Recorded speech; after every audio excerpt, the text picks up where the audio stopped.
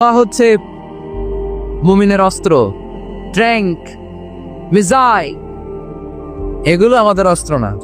আমাদের আসল অস্ত্র আমাদের দোয়া। বোঝে নাই বোধহয়? আসল অস্ত্র কি?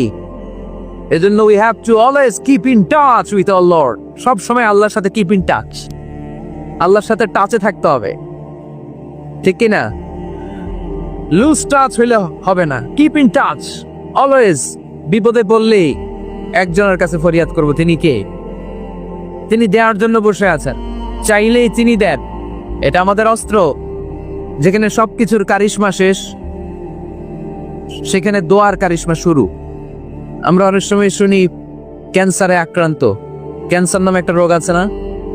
ডাক্তাররা বলে ক্যান্সার যার নাই অ্যান্সার। ডাক্তার ঘোষণা দিছে এই রোগী তো বাঁচবে না, সর্বোচ্চ বাঁচলে 6 মাস। কয় মাস? এরপরেও দেখা গেল লোকটা 10 বছর বেঁচে ছিল। এরকম আছে না নাই?